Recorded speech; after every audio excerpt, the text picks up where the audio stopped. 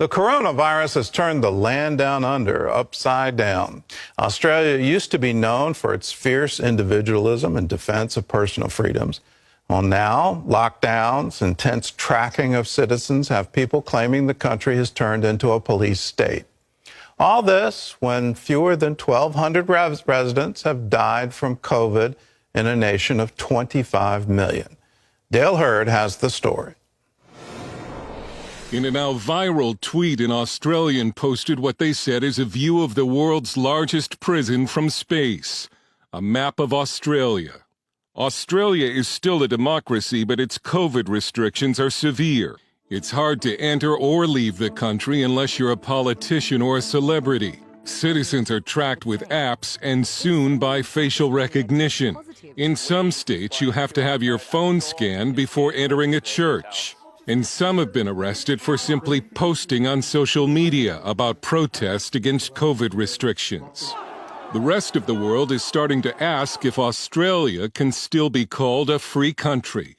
Australia's lockdown has been so draconian, it's brought comparisons on social media to how Australia began, as a prison colony. This pregnant Australian mother was handcuffed and hauled away by cops in front of her children for simply posting on Facebook about a lockdown protest.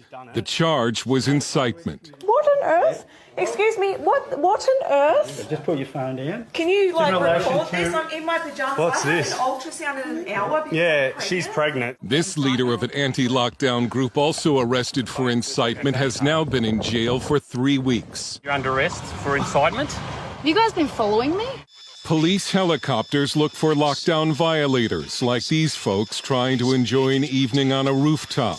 And the government has fired rubber bullets and tear gas at anti-lockdown protesters, including children. James Allen, Garrick Professor of Law at the University of Queensland, calls it heavy-handed despotism. It's been appalling in Australia, and I say that as a big fan of Australia. I'm Canadian, you can tell from the accent. But it's come as a real shock to me how conservative friends are perfectly happy to go along with this. Australia consists of 6 states and 2 territories, each with their own COVID restrictions. Under a new home quarantine plan for international travelers, if you don't send the government your photo and location when it sends you a text, the police will come to your door.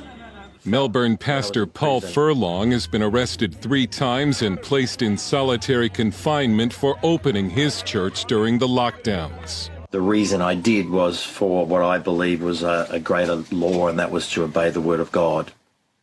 And so I had to choose God's law over man's law. This church in Sydney, shown before the lockdown, was raided and fined for holding what authorities called an illegal service and for not scanning people's phones before they entered. Some pastors are now concerned that the government could require a vaccine passport before entering a church. We asked Evan Mulholland at Australia's conservative think tank, the Institute of Public Affairs, if he still considers Australia a free country. Well, it's a good question. It's a question a lot of people across the political spectrum have been asking.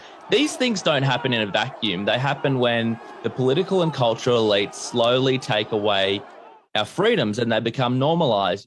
Australians have also begun turning in one another to authorities, East German style. In this tweet, an Australian mother was desperate to find a way home with her son and needed to cross a state border, violating lockdown restrictions. She was turned in to police.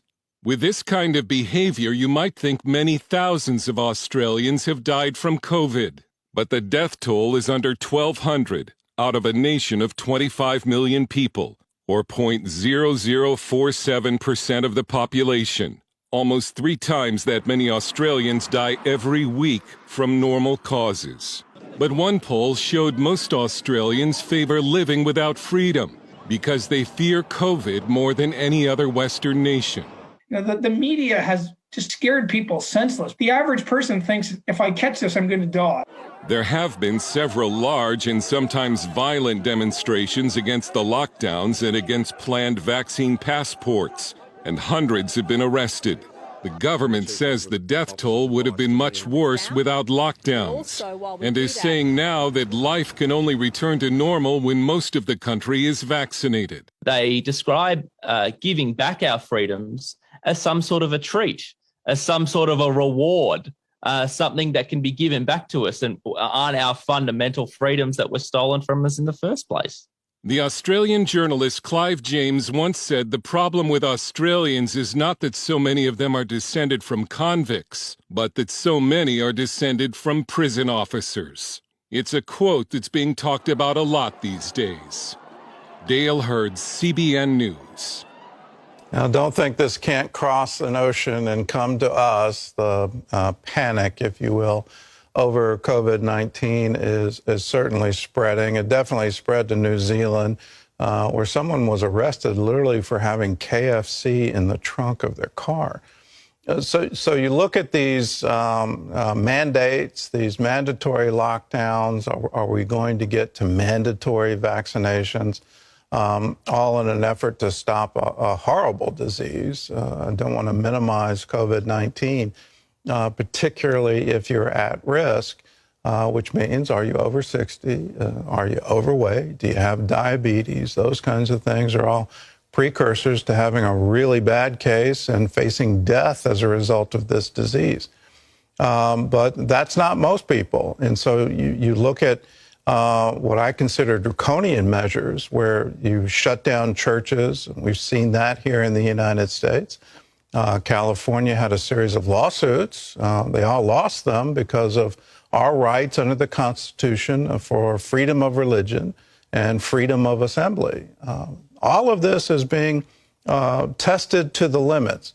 The most disturbing thing, and you can point to a lot of things that are disturbing to this, but it's the arrest and imprisonment of someone for trying to protest against the regulations.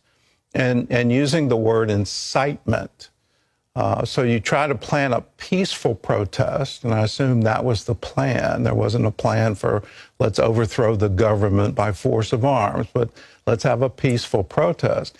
If that turns into incitement and you can put people in jail for that, well, then, yes, you're no longer a free nation. You're no longer a free society. You do not have freedom of speech at that point in time. I hope that never gets here in America.